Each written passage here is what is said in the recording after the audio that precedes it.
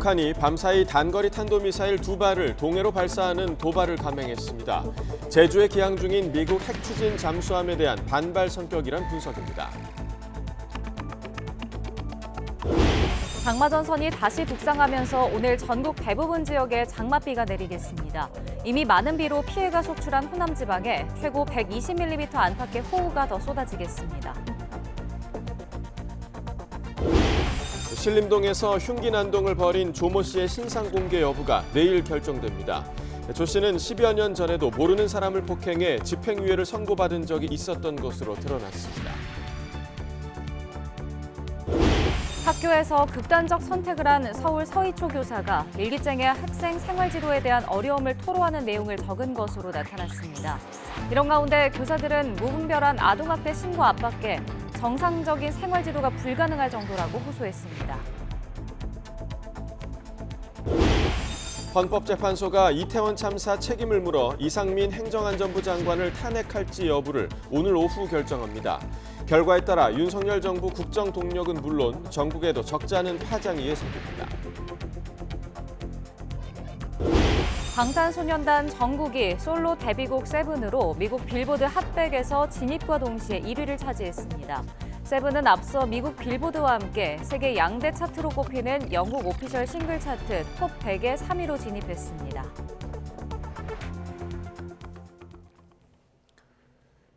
시청자 여러분 안녕하십니까? 7월 25일 화요일 굿모닝 YTN 2부 시작합니다.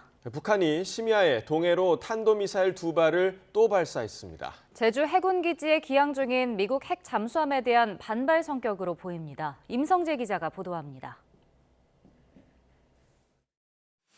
미국 핵추진 잠수함 아나폴리스함이 제주 해군기지에 기항한 당일 밤 11시 55분쯤 북한은 동해로 단거리 탄도미사일 2발을 기습 발사했습니다. 평양 일대에서 쏜 미사일은 400여 킬로미터를 비행한 뒤 동해에 떨어졌습니다. 북한은 한미 확장 억제 협의체인 핵협의그룹 NCG 출범과 미국 전략 핵잠수함 SSBN 켄터키함의 기항 이후 기습 도발을 이어오고 있습니다. 지난 22일 새벽에는 서해로 순항미사일 여러 발을 쐈고 지난 19일 새벽에는 동해로 단거리 탄도미사일 2발을 발사했습니다. 연장선상으로 보이는 이번 도발은 제주 해군기지에 입항한 미국의 LA급 핵추진 잠수함 아나폴리스함에 대한 반발이란 해석이 나옵니다.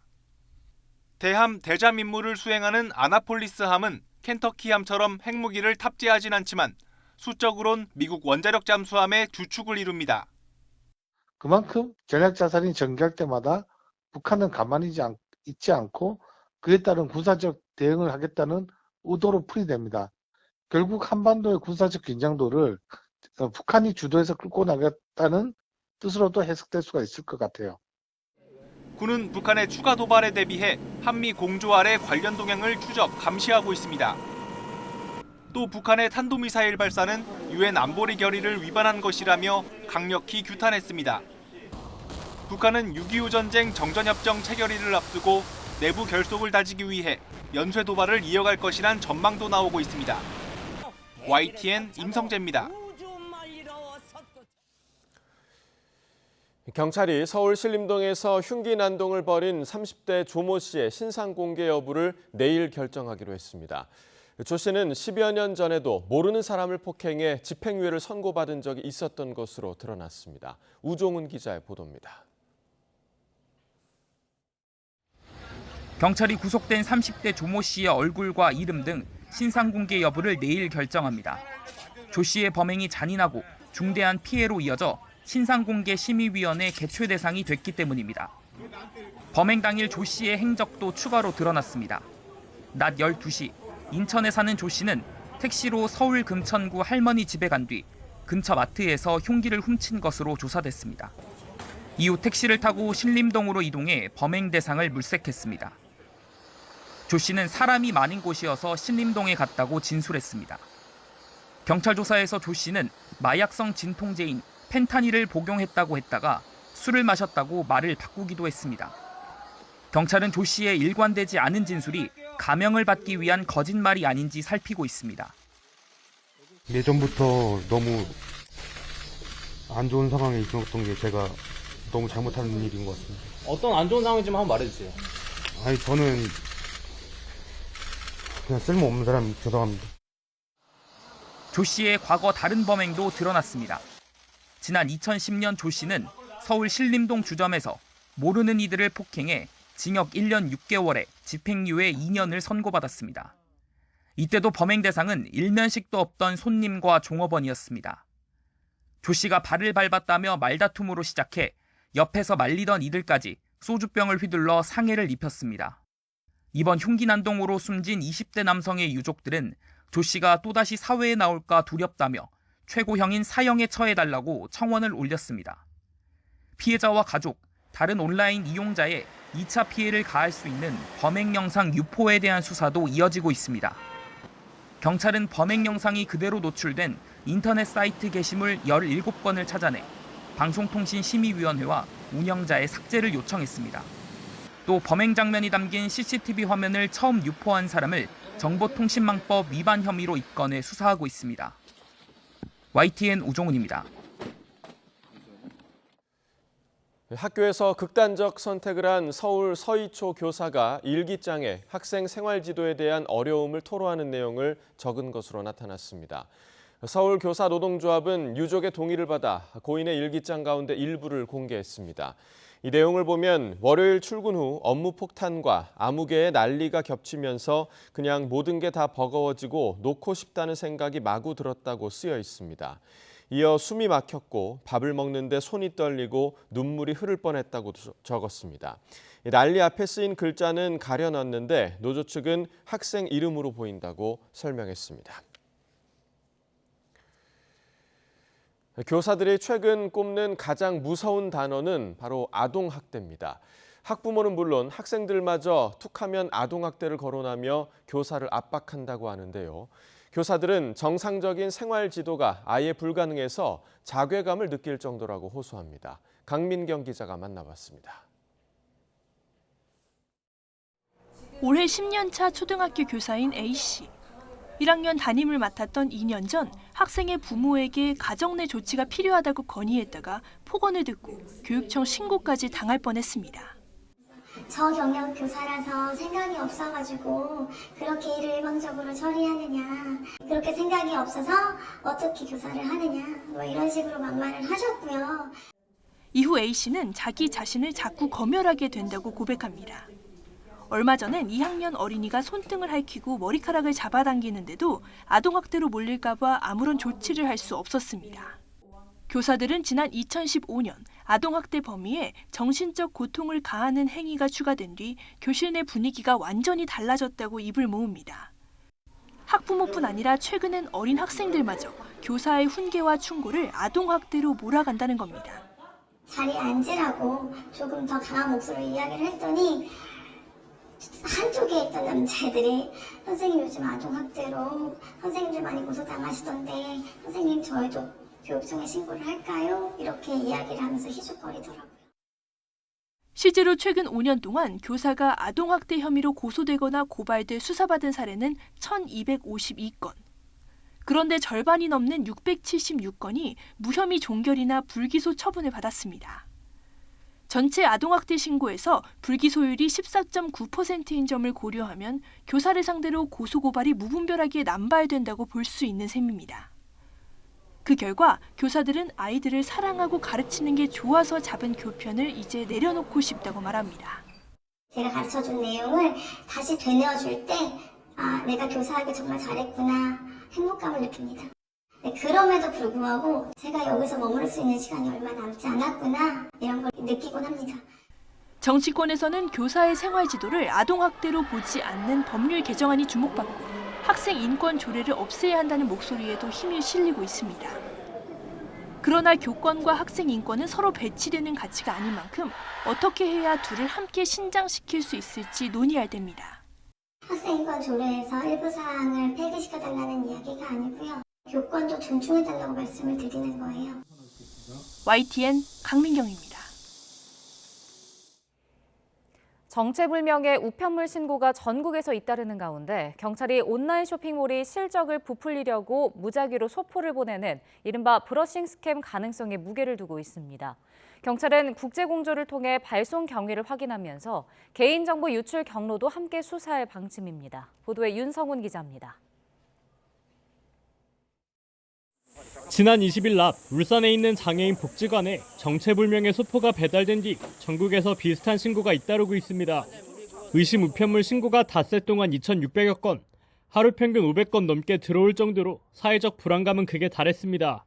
그러나 국무총리 소속 대테러 센터는 현재까지 테러와의 연관성은 발견되지 않았다고 밝혔습니다. 윤익은 경찰청장도 신고된 우편물에서 유독성이 확인된 경우는 없다면서 온라인 쇼핑몰에서 실적을 부풀리려고 무작위로 물건을 발송하는 브러싱 스캠으로 추정했습니다. 경찰은 우선 우편물이 발송된 곳의 주소가 지난 2020년 미국에서 브러싱 스캠 소등이 벌어졌을 때 소포 발송자와 같은 데 주목하고 있습니다. 소포 상당수가 내용물 없이 빈 상태로 배달된 것도 브러싱 스캠 수법과 유사합니다. 경찰은 우편물들이 중국을 출발해 중간 경유지인 타이완을 거쳐 한국에 도착한 것으로 파악하고 있습니다. 이에 따라 우편물에 표시된 회사가 실제하는지 확인해달라고 중국 공안에 요청하는 등 공조수사를 추진하고 있습니다. 또 우편물의 배송지를 적어내기 위해 개인정보를 확보하는 과정에서 범죄 행위가 개입했는지도 경찰이 들여다보는 부분입니다. 이처럼 테러 가능성은 작다면서도 경찰은 혹시 모를 위험에 대비해 의심스러운 소포는 열어보지 말고 바로 신고해달라고 재차 당부했습니다. YTN 윤성훈입니다. 8살 딸이 보는 앞에서 아내를 때리고 흉기로 협박한 30대 남성이 징역형의 집행유예를 선고받았습니다. 인천지방법원은 특수협박과 아동학대 혐의 등으로 재판에 넘겨진 30대 남성 A씨에게 징역 8개월에 집행유예 2년을 선고했습니다. 재판부는 A씨가 딸이 보는데도 아내를 심하게 때리고 흉기로 위협하는 등 죄질이 무겁다면서 뒤늦게나마 잘못을 인정했고 아내에게 용서받은 점 등을 고려했다며 양형 이유를 설명했습니다.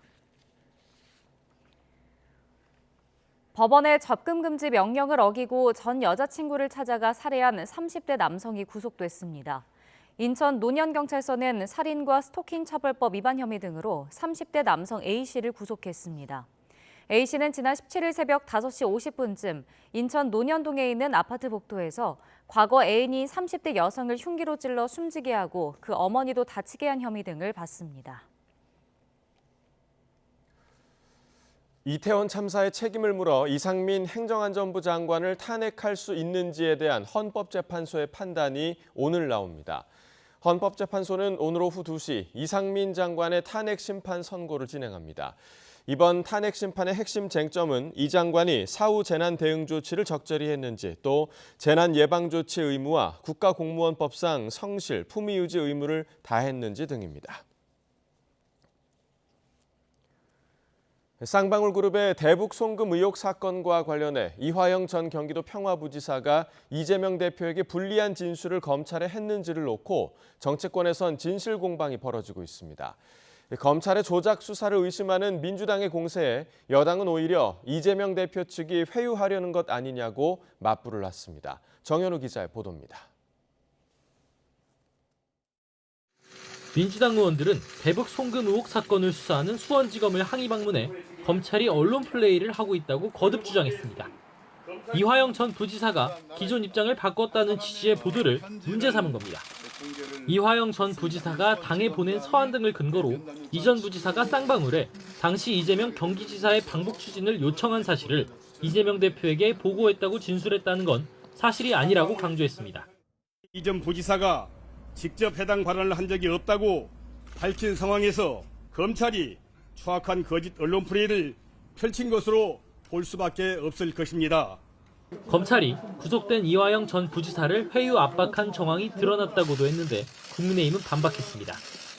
대북 송금 의혹 사건에 대한 김성태 전 쌍방울그룹 회장의 진술을 거론하며 이 전 부지사도 진실을 쏟아내는 것이라고 받아쳤습니다.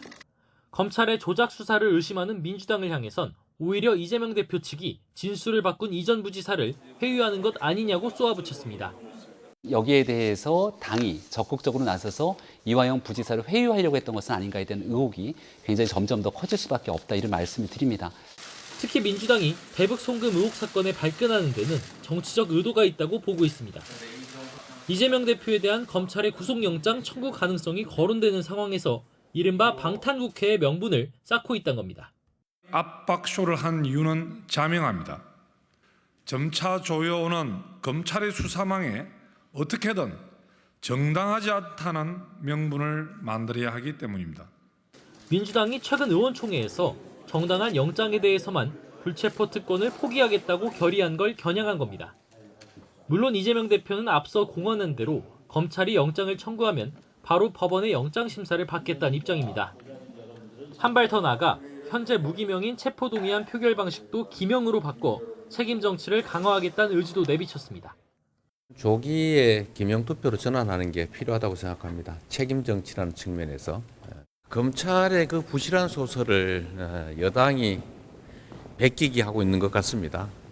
대북 송금 의혹 사건과 관련해 검찰이 이재명 대표에 대한 구속영장을 청구할지 한다면 언제일지 여야는 촉각을 곤두세우고 있습니다. 체포동의안 표결을 둘러싼 제1야당의 내홍 문제까지 겹쳐 있는 만큼 당분간 정치권의 신경전은 불가피해 보입니다. YTN 정현우입니다. 집중호우 여파로 채소값이 천정부지로 치솟자 정부가 할인 지원 품목을 5개에서 10개로 확대하기로 했습니다. 밥상 물가가 걱정인데 어떻게 하면 할인 가격으로 구입할 수 있는지 양희력 기자가 알려드립니다. 집중호우로 농경지 곳곳이 침수 피해를 겪은 이후 하루가 다르게 치솟는 농산물 가격. 장보기가 겁날 정도입니다. 물가가 너무 올라서 장보기도 힘들고 진짜 식품이 너무 오르니까 제대로 못 해먹는 것 같아요. 어느 정도로 많이? 많이 올랐는데 파도 이거 1,000원 얼마였는데 1,700원이나 하니까. 장바구니 부담을 덜기 위해 정부가 지난주 5개 품목을 농축산물 할인 지원 대상으로 지정했지만 물가 잡기에는 역부족인 상황. 그러자 이번엔 정부가 농축산물 할인 지원 품목을 10개로 확대하기로 했습니다. 지난주 지정된 양파와 상추, 시금치, 깻잎, 닭고기 등 5개 품목에다 감자와 대파, 오이, 애호박, 토마토를 추가한 겁니다. 할인율은 대형마트나 중소형마트, 친환경 매장 등이 20%, 전통시장은 30%에 이릅니다. 마트에서는 할인 지원되는 품목을 구매할 때 결제 단계에서 할인이 자동으로 적용됩니다. 다만 일주일에 최대 10,000원으로 할인이 제한됩니다. 전통시장은 할인을 더 많이 받을 수 있지만 구매 방식이 조금 다릅니다. 전통시장 전문 배달앱이나 온라인몰에서 할인 쿠폰을 발급받아 사용하면 됩니다. 간편 결제 시스템인 제로페이에서도 할인 상품권을 살 수 있지만 현재는 대부분 매진됐습니다. 농식품 할인 지원은 전국 16,500여 개 온라인과 오프라인 매장에서 이용 가능합니다. 또 외관상의 이유로 상품성이 떨어지지만 맛이나 품질은 이상 없는 상품을 싸게 내놓는 등 유통업체의 할인전도 치열하게 펼쳐지고 있습니다. YTN 양일혁입니다. 인천국제공항공사가 여름 휴가철을 맞아 다음 달 첫 일요일인 6일에 공항이 가장 붐빌 것으로 예측했습니다. 공사는 8월 15일까지 올해 여름철 성수기 3주 동안 인천공항 이용객이 391만 8천여 명, 하루 평균 17만 8천여 명이 될 것으로 전망했습니다. 이용객이 가장 많을 것으로 예측된 다음 달 6일은 19만 1천여 명이 인천공항을 찾을 것으로 보입니다. 출국 기준으로 보면 다음 달 13일, 도착 기준으로는 다음 달 6일, 이용객이 가장 많을 것으로 공사는 내다봤습니다. 서울시가 중증 장애인이 거주하는 반지하 50가구에 제습제, 방충제 등이 든 안심 동행 키트를 전달했습니다. 여름철에 비가 자주 내리면 반지하 주택의 습기가 잘 빠지지 않아 곰팡이가 피고 쿰쿰한 냄새가 나기 일쑤인데 키트에는 천연 제습제, 방향제 주머니, 방충제, 탈취제, 곰팡이 제거제, 또 직접 제작한 천연 비누 등이 담겼습니다.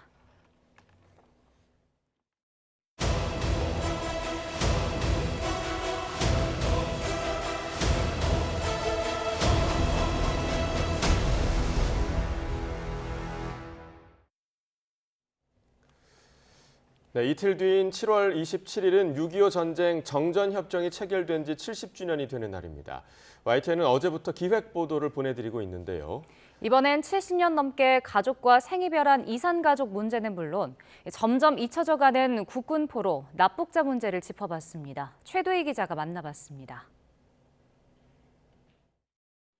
일사후퇴 직전인 1950년 12월 고향인 함경남도를 떠나 혈혈단신으로 월남한 윤경윤 할아버지. 어머니와 여동생만 남겨두고 떠난 세월이 70년을 넘길 줄 미처 몰랐습니다. 20일 내지 한 보름 정도로 생각한 것이가 73년이 되니 참 기가 막힌 거죠. 사진 한 장 챙길 겨를도 없이 생이별해야만 했지만 아득한 세월 속에서도 가족들 얼굴만큼은 여전히 눈에 선합니다.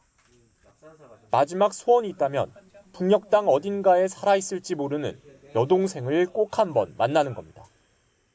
그 전에 한번 보고 죽었으면 그 어원이 없는 거야. 그러니까 죽는 날 숨이 끊어지는 날까지 그 나보다가 10살 아래 동생을 눈이 훤해요. 지금도. 전체 이산 가족 13만여 명 가운데 생존자는 4만여 명. 이 가운데 70세 이상 고령자가 85%를 넘는 만큼 대면 상봉이 가능한 시간도 이제 얼마 남지 않았습니다. 국군 포로 자녀인 손명화 국군 포로 가족회 대표. 괴뢰군 포로라는 꼬리표를 단 아버지는 북한에서 고된 작업에 동원됐고 자녀들까지 연좌제로 손가락질을 받았습니다. 너 아버지야 계래구이라며 남조선 계래구이라며 이런 말을 고등학교 2학년에서 들었죠 그때. 목숨을 걸고 2005년 아버지의 고향 한국 땅을 밟았지만 맞닥뜨린 건 정부와 남쪽 사회의 무관심이었습니다. 그렇다 보니 지난 2월엔 조 바이든 미국 대통령에게 공개 서한을 보내 국군 포로 문제에 대한 관심을 호소하기까지 했습니다. 살아서 왔던 죽어서 왔던 오지 못했던 국군 포로라고 인정할 경우 돈보다 명예는 져야 되지 않냐. 최소 5만 명 이상으로 추산되는 미송한 국군 포로 대부분 숨진 것으로 추정되는 가운데 잊혀져가는 영웅들을 귀환시킬 시간 역시 촉박합니다. 납북자 문제도 마찬가지입니다.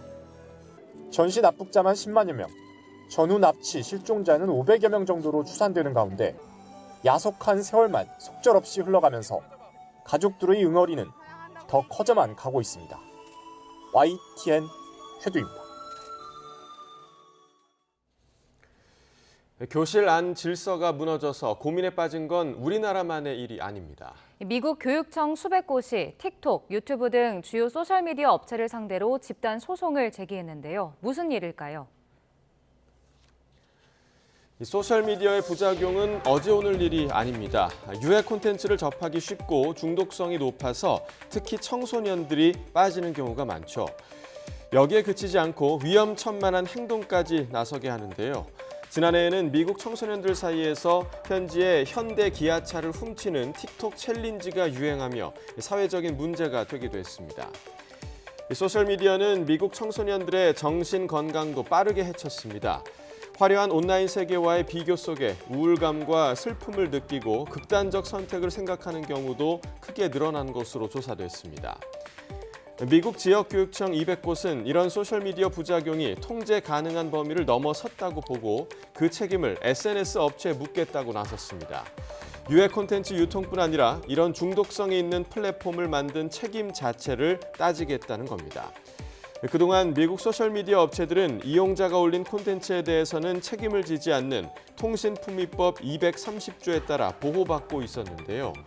날로 심각해지는 소셜미디어의 부작용 속에 과연 어떤 판단이 나올지 이목이 집중되고 있습니다.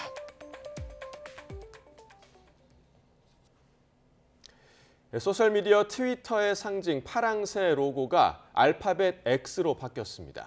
트위터가 기존 메시지 교환뿐 아니라 전자상거래와 금융 업무 기능까지 갖춘 슈퍼 앱으로 변신하기 위한 신호탄이라는 해석입니다. 유재복 기자가 보도합니다. 트위터 본사 건물 밖에 거대한 X 문양이 새겨졌습니다. 트위터의 로고가 바뀌었음을 알리는 신호입니다. 트위터는 지난 2006년 설립된 뒤 줄곧 파랑새를 로고로 써왔습니다.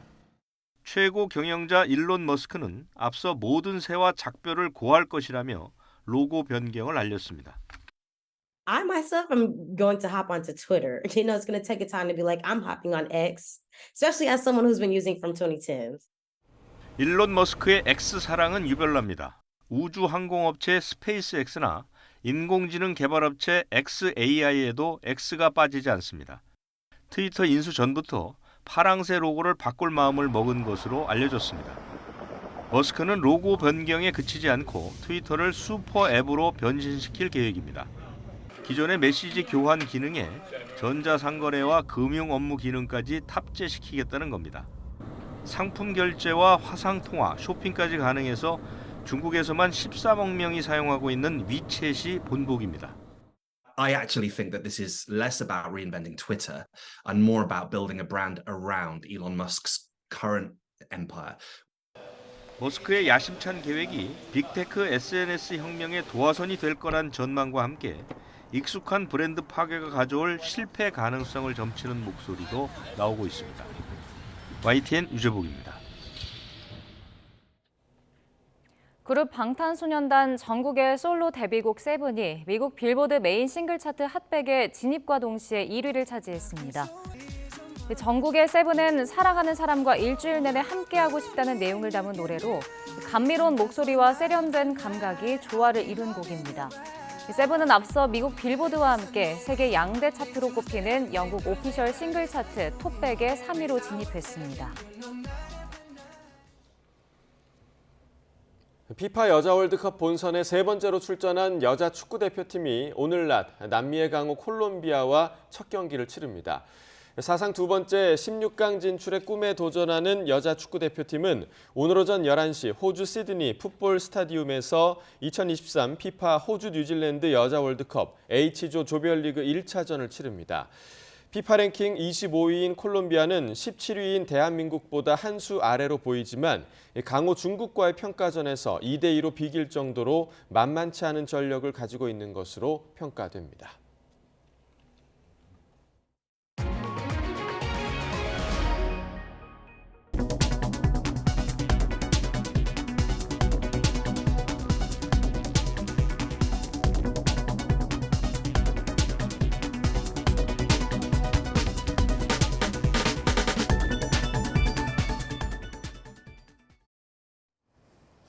오늘도 나오실 때는 우산 하나 챙기셔야겠습니다. 정체전선의 영향으로 전국 곳곳에 장맛비가 이어지겠는데요. 특히 오늘 오전까지 호남 지방을 중심으로는 돌풍과 벼락을 동반한 강한 비가 집중되겠습니다. 한편 장맛비가 소강 상태를 보이는 지역을 중심으로는 밤낮 없는 무더위가 기승인데요. 더위 대비도 잘해주셔야겠습니다. 현재 레이더 화면부터 살펴보도록 하겠습니다. 정체전선의 영향으로 호남과 제주도에는 국지적으로 강한 비구름이 발달해 있는데요. 비는 오후 늦게 남부지방부터 서서히 그치겠지만 수도권과 영서지방은 내일 오전까지 이어지는 곳이 있겠고요. 그 사이 호남 많은 곳에는 100mm 이상, 그 밖의 지역에도 많게는 80mm가 넘는 큰 비가 더 내리겠습니다. 덥고 습한 날씨 속에 밤사이 곳곳에서 열대야가 나타났습니다. 현재 서울 기온은 25.8도, 강릉은 27.8도를 나타내고 있습니다. 낮 기온은 서울이 30도, 대구가 31도 등으로 체감 온도가 33도 안팎까지 올라 덥겠습니다. 남은 한 주간 소나기가 자주 내리겠고요. 주 후반 날씨는 제5호 태풍 독수리가 변수가 될 전망인데요. 우리나라가 태풍의 직접적인 영향을 받지는 않겠지만 태풍이 남긴 수증기가 장마전선과 연결되면서 중부지방에는 호우가 쏟아질 가능성이 있겠습니다. 또 이미 많은 비가 내려서 지반이 약해져 있습니다. 적은 양의 비에도 큰 피해가 발생할 수 있는 만큼 주변 시설물 점검 잘 해주셔야겠습니다. 지금까지 YTN 신미림입니다.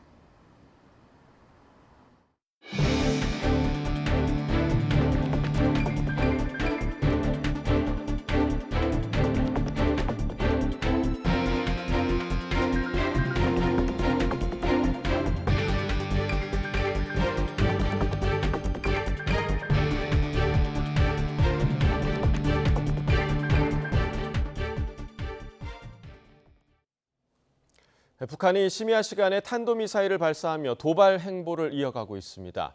합동참모본부는 어젯밤 11시 55분부터 오늘 새벽 0시까지 북한이 평양 일대에서 동해로 발사한 단거리 탄도미사일 2발을 포착했다고 밝혔습니다. 탄도미사일은 각각 400여 킬로미터를 비행한 뒤 동해상에 떨어졌습니다. 한미 정보당국은 세부 재원과 추가 활동에 대해 종합적으로 분석하고 있습니다. 북한의 미사일 도발은 지난 22일 서해로 순항미사일 여러 발을 발사한 이후 이틀 만입니다. 미국은 북한의 미사일 발사를 규탄하고 대화 복귀를 촉구했습니다. 카린 장피에르 백악관 대변인은 정례 브리핑에서 북한의 탄도미사일 발사를 규탄한다면서 이는 유엔 안전보장이사회 결의를 위반한 것이며 이웃 국가와 국제사회에 위협이 된다고 말했습니다. 또 북한에 대한 외교적 접근에 전념하고 있다며 북한의 대화 참여를 촉구했습니다. 매슈 밀러 국무부 대변인도 브리핑에서 미사일 발사를 유엔 안전보장이사회 결의 위반이라고 규탄하고 북한이 긴장을 고조하는 행위를 자제하기를 촉구한다고 말했습니다. 한반도 지역을 관할하는 미군 인도태평양 사령부는 성명을 내고 북한의 미사일 발사를 인지하고 있으며 동맹 및 파트너들과 긴밀히 협의하고 있다고 밝혔습니다. 남해로 물러난 장마전선이 다시 북상하면서 오늘은 전국 대부분 지방에 장맛비가 내리겠습니다. 기상청은 어제 밤 늦게 호남과 충청부터 다시 시작된 비가 오늘은 전국 대부분 지역으로 확대되겠다고 밝혔습니다. 오늘까지 남부지방에는 30에서 120mm, 중부지방에는 10에서 80mm의 비가 내리겠습니다. 장마전선은 내일 오전까지 영향을 준 뒤 다시 소강 상태에 들겠고 내일 오후부터는 전국에 소나기가 내리겠습니다. 이태원 참사 부실 대응 책임을 물어 이상민 행정안전부 장관을 탄핵할 수 있는지에 대한 헌법재판소 판단이 오늘 오후 나옵니다. 헌재 탄핵 심판 결과에 따라 윤석열 정부 국정 동력은 물론 전국에도 적잖은 파장이 예상됩니다. 보도에 홍민기 기자입니다. 지난해 10월 이태원에서 159명이 목숨을 잃은 직후 재난관리 주무부처인 이상민 행정안전부 장관은 책임 회피성 발언으로 문매를 맞았습니다. 통상과 달리 경찰이나 소방 인력이 미리 배치함으로써 해결될 수 있었던 문제는 아니었던 것으로 지금 파악을 하고 있고요. 이 장관은 거듭 사과했지만 국회는 지난 2월 야당 주도로 부실 대응 책임을 물어 탄핵 소추안을 의결했습니다. 참사 당시 기동대 투입 등 적절한 대처를 하지 않아 인명구조 골든타임을 놓쳐 피해를 키웠다는 겁니다. 반면 이 장관 측은 주무장관이라는 이유로 파면한다는 건 법치주의에 어긋난다고 맞섰습니다. 도의적, 정치적 비난과 별개로 참사를 예상하기 어려웠고 사고 수습에 중대한 위법도 없었다는 주장입니다. 핵심 쟁점은 사후 재난 대응 조치가 적절했는지 또 재난 예방 의무와 국가공무원법상 성실 품위 유지 의무를 다했는지 등입니다. 헌재는 그동안 4차례 공개 변론을 열어 양측의 주장을 들었고 마지막 변론엔 희생자 유족도 직접 나와 진술했습니다. 이상민 장관은 탄핵이 되어야 되고 탄핵이 되어져야만 이 나라가 안전할 수 있는 나라가 되어질 것이라는 확신을 가지고 있습니다. 재판관 9명 가운데 6명 이상이 동의하면 이 장관은 즉시 파면되고 첫 현직 국무위원 탄핵이란 불명예를 떠안게 됩니다. 하지만 4명 이상이 반대하면 탄핵안은 기각되고 이 장관은 직무정지 160여일 만에 업무에 복귀하게 됩니다. 헌법재판소는 오늘 오후 2시 이종석 재판관을 주심으로 이 장관 탄핵 심판 사건을 선고합니다. 피청구인인 이 장관과 소추위원인 김도욱 법제사법위원장은 모두 출석하지 않을 예정입니다. 윤석열 대통령 측근이자 실세 장관 평가를 받았던 만큼 탄핵 심판 결과는 집권 2년차 정부 국정 동력과 직결될 수밖에 없습니다. 또 이 장관 탄핵을 주도한 야당과 정치 공세라고 일축해온 여당의 전국 지형도 헌재 판결에 따라 극명하게 엇갈릴 전망입니다. YTN 홍민기입니다. 서울 신림동 흉기난동 피의자인 33살 조모 씨의 신상공개 여부가 내일 결정됩니다. 서울경찰청은 내일 살인과 살인미수 혐의 등을 받는 조 씨의 피의자 신상공개위원회를 개최할 예정입니다. 조 씨는 지난 21일 서울 신림동에서 행인들에게 무차별적으로 흉기를 휘둘러 1명을 숨지게 하고 3명을 다치게 한 혐의를 받습니다. 서울 서희초 교사가 극단적인 선택을 하기 전에 일기장에 학생 생활 지도에 대한 어려움을 토로한 것으로 나타났습니다. 경찰은 갑질 의혹을 받는 학부모를 불러 조사하는 등 진상 파악에 속도를 내고 있습니다. 보도에 이승배 기자입니다. 업무 폭탄과 암흑의 난리가 겹치면서 모든 게 다 버거워지고 놓고 싶다는 생각이 마구 들었다. 숨이 막히고 밥을 먹는데 손이 떨리고 눈물이 흐를 뻔했다.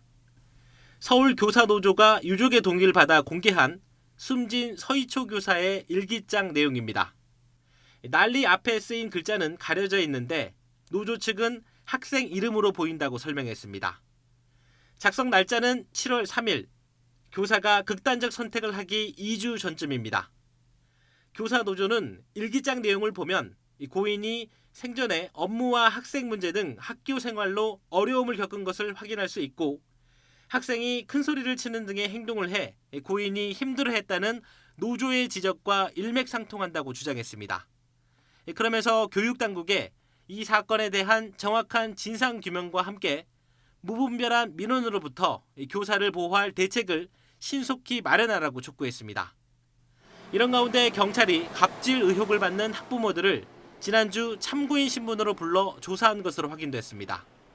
이른바 연필 사건의 피해자와 가해자 양측 당사자입니다.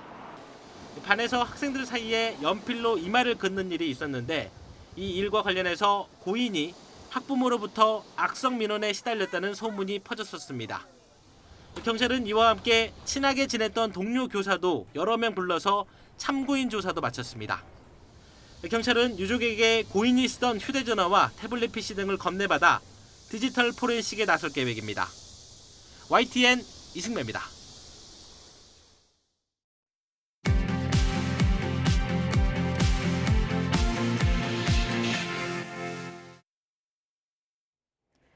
네, 이 시각 세계는입니다.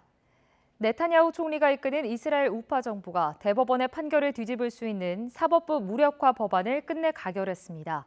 나라 안팎의 반대에도 불구하고 강행한 이번 조치로 경제와 안보 분야 등에서 후폭풍이 거셀 걸로 보입니다. 조용성 기자가 전해드립니다. 26시간 동안 필리버스터를 이어가던 야당 의원들이 법안 투표 직전 퇴장합니다.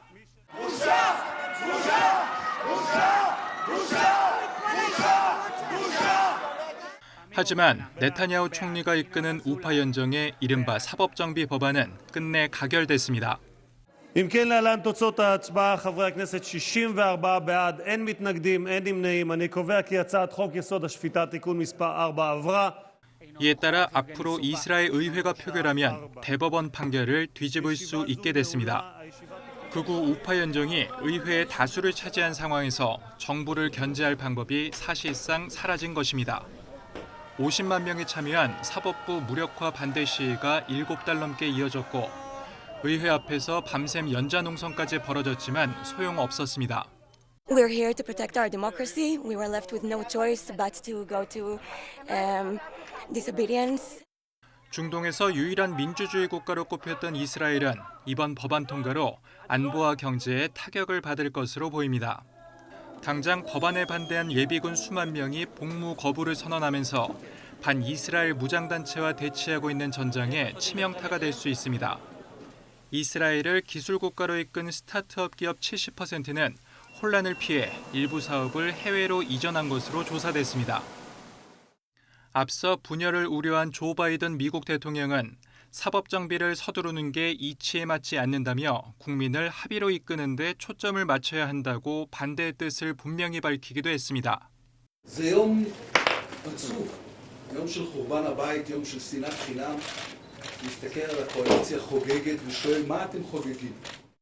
여기에 법안을 설계한 법무부 장관이 사법체계 개편을 위한 추가 입법을 예고하면서 이스라엘의 혼란은 한동안 계속될 것으로 보입니다. YTN 조용성입니다.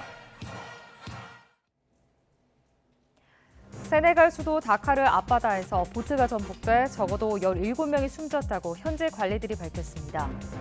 시신이 발견된 다카르 오우캄구의 은데에 탑계의 구청장은 이주민 보트 전복 사고가 점점 흔해지고 있다며 올해 들어 벌써 여러 번째로 정부의 대책 마련이 시급하다고 덧붙였습니다. 러시아가 점령 중인 크림반도와 러시아 본토를 잇는 크림대교가 공격당한 후 일주일째 우크라이나 남부 항구 도시 오데사에 대한 공습이 이어졌습니다. 현지 시간 24일 AFP, DPA 통신 등에 따르면 우크라이나 남부군 사령부는 오데사에 대한 러시아의 드론 공습으로 4명이 다치고 곡물 창고와 항만 시설들이 파손됐다고 밝혔습니다. 러시아에서 성전환 수술을 불법화하는 법이 블라디미르 푸틴 대통령의 최종 서명을 통해 정식으로 도입됐습니다. 이 법의 유일한 예외는 선천성 기형을 치료하기 위한 목적의 수술인데요. 상하원 만장일치로 통과된 이 법은 2명 중 1명이 성전환을 한 커플의 결혼을 무효로 하고 성전환자가 자녀의 양육자가 되거나 입양 부모가 되는 것도 금지합니다. 소셜미디어 트위터의 상징이었던 파랑새가 사라졌습니다. 현지 시각 24일 트위터 웹사이트 등에는 파랑새 로고 대신 검은색 바탕에 흰색으로 표시된 알파벳 X가 새 로고로 표기됐습니다. 최고 경영자 일론 머스크가 트위터 로고를 바꾸겠다는 계획을 밝힌 지 하루 만입니다. 뉴질랜드 법무부 장관이 음주운전을 하다 사고를 낸 뒤 경찰의 체포에 저항하다 결국 장관직에서 물러나게 됐습니다. 현지 매체에 따르면 키리 앨런 법무부 장관은 현지 시간 23일 밤 9시쯤 수도 웰링턴의 한 도로에서 차를 몰다 길가에 주차돼 있던 차를 들이받았습니다. 앨런 장관은 출동한 경찰의 체포 시도에 저항했고 결국 경찰서에 구금됐다가 4시간 후에 풀려났는데 사고 당시 알코올 농도는 법적 허용치를 넘긴 것으로 조사됐습니다. 스웨덴 기후활동가 그레타 툰베리가 시위 도중 경찰의 불복종 혐의로 벌금형을 선고받았습니다. 스웨덴 말메 지방법원은 툰베리에게 벌금 1,500크로나, 우리 돈으로 18만 원과 스웨덴 범죄 피해기금 1,000크로나를 지급하라고 판결했습니다. 툰베리는 지난달 남부도시 말메 인근 도로에서 시위 도중 교통에 방해된다는 이유로 시위 장소로 옮기라는 경찰의 지시를 따르지 않은 혐의로 기소됐습니다. 지금까지 이 시각 세계능이었습니다.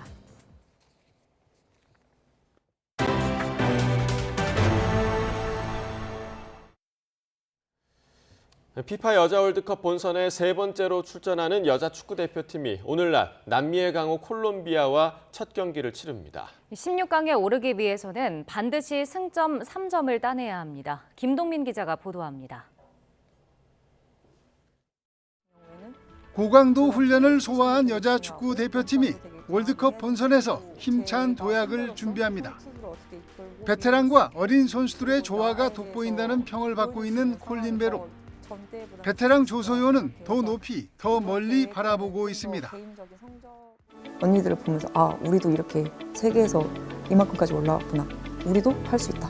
라고 해서 그 다음에 이제 월드컵에 있는 애들한테 좀 더 힘이 돼줄 수 있는 약간 저는 오히려 그렇게 생각을 많이 해요.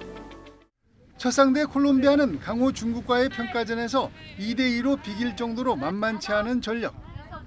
피파 랭킹은 25위로 17위인 우리보다 낮지만 여자 랭킹은 실력과 정비례하지 않기 때문에 큰 의미는 없습니다. 해외 베팅 사이트는 박빙이지만 대한민국 승리 2.55배, 콜롬비아 승리 2.87배로 우리 대표팀의 승리 가능성을 조금 더 높게 보고 있습니다. 소집 기간이 좀 길다 보니까 오히려 그게 더 좋은 시너지를 내는 것 같아서 지금 분위기나 훈련 분위기나 뭐 생활하는 것도 괜찮은 것 같아요. 수비수들하고 같이 커뮤니케이션 하면서 미리 대처한다면 충분히 좋은 결과 가져올 수 있지 않을까 그렇게 생각하고 있습니다.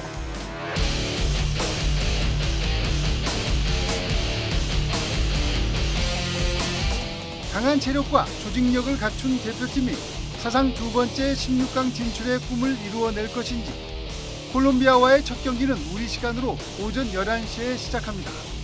YTN 김동규입니다.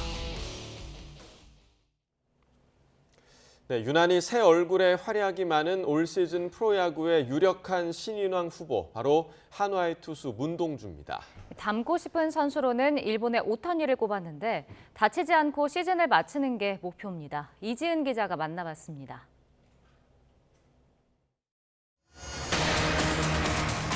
국내 최초로 시속 160km 벽을 넘은 강속구에 8이닝 무실점 완벽투까지. 전반기 성적 6승, 평균 자책점 3.47을 기록한 프로 2년차 대전왕자 문동주. 신인왕 영순위로 꼽히지만 개인 타이틀은 생각하지 않고 있습니다. 어떠세요? 신인왕 욕심? 없습니다. 전반기 안 다치고 잘했던 것처럼 후반기 때도 안 다치고 시즌을 잘 마무리하는 게 제 유일한 목표인 것 같습니다. 닮고 싶은 선수는 LA 에인절스의 오타니. 야구를 모르는 사람도 알 정도로 너무 훌륭한 선수이고 승부사 기질도 있는 것 같고 그리고 야구 외적으로도 되게 사람 자체가 멋있는 사람인 것 같아서 친구이자 경쟁 구도로 관심을 모은 기아 김도영과의 프로 첫 맞대결에도 관심이 쏠립니다. 되게 재밌을 것 같은데요. 그런데 많은 이슈가 되고 그럴 것 같아서 더 재미있게 승부를 할 수 있을 것 같습니다. 문동주는 팀 동료 노시환과 함께 태극마크를 달고 항저우 아시안게임에 출격합니다. 저희가 WBC 때는 한 명도 못 나갔는데 그래도 아시안게임에는 나가게 돼서 더 책임감이 생기는 것 같습니다. 하나구단은 이닝 관리를 위해 다음 달까지만 문동주를 마운드에 올릴 계획입니다. 시즌이 언제 끝날지 모르겠지만 그래도 저는 제가 하는 최선을 다해서 열심히 던질 거고 팬분들께서도 많이 지켜봐 주시면 감사하겠습니다. 한국 야구의 에이스가 될 문동주의 성장이 야구 팬들에게 큰 기쁨을 주고 있습니다. YTN 이지은입니다. 강원도 횡성에서는 국가유공자가 안장되는 국립묘지 조성을 놓고 갈등이 빚어지고 있습니다. 대상 지역을 결정하고 예산까지 마련했는데 주민들이 강하게 반발하고 있습니다. 홍성욱 기자가 취재했습니다. 강원 지역 국립묘지 안장 대상자는 2만여 명. 하지만 강원 지역에는 국립묘지가 없습니다. 강원 지역 거주 참전 용사나 국가유공자들은 사망 후 고향을 떠나 타지에 있는 국립묘지를 찾아야 했습니다. 국가보훈부가 강원권 국립호국원 조성 계획을 발표했고 강원 지역 3개 자치단체가 유치를 희망했습니다. 최종 선정된 곳은 강원도 횡성군 공근면 덕촌리 일원. 국가보훈부는 오는 2028년까지 이 일대 40만 제곱미터 부지에 강원권역 국립호국원을 조성할 계획이라고 밝혔습니다. 봉안시설 2만 기 규모입니다. 하지만 문제가 있었습니다. 36가구, 작은 마을이지만 부지가 최종 결정될 때까지 주변 마을 주민들에게 이 같은 사실을 알리지 않은 겁니다. 주민들은 명백한 절차상의 문제라며 사업 추진을 반대하고 있습니다. 횡성군이 뒤늦게 설명회를 열었지만 주민들의 마음을 돌리진 못했습니다. 최소한의 주민들한테 설득을 시키고 알려는 줘야 되잖아요. 그럼 우리 국민은 뭐예요? 앉아 설명을 한 번 안 했잖아요. 지금 그러고 와서 지금 공사 설명회지 이게 주민 설명입니까? 주민들은 사전 협의 없이 결정한 부지 선정을 받아들일 수 없다며 철회를 요구하는 상황. 물리적 충돌은 없었지만 고성이 오간 끝에 설명회는 연기됐습니다. 아니 마음이 그러시니까 저희가 일단 좀 나중에라도 협의를 통해서 다시 한번 자리를 만들겠습니다. 횡성군은 호국원을 단순히 고인을 추모하는 공간이 아니라 역사를 체험하고 자연과 더불어 휴식하는 공간으로 지역 발전에 도움이 되는 공간으로 만들겠다며 주민들을 설득하고 있습니다. 하지만 주민들은 정부와 자치단체가 의견 수렴 없이 부지를 선정하고 주민 희생을 강요하고 있다고 밝혀 호국원 조성을 둘러싼 갈등은 쉽게 풀리지 않을 전망입니다. YTN 홍서욱입니다. 그룹 스트레이키즈가 프랑스 파리에서 열린 음악축제 롤라팔루자 파리의 메인 무대에 올랐습니다. JYP 엔터테인먼트는 스트레이키즈가 K-팝 가수 최초로 프랑스 파리 롱샴 경기장에서 열린 롤라팔루자 파리 축제에서 주요 출연진인 헤드라이너로 나섰다며 모두 6만여 명의 관객이 몰렸다고 밝혔습니다.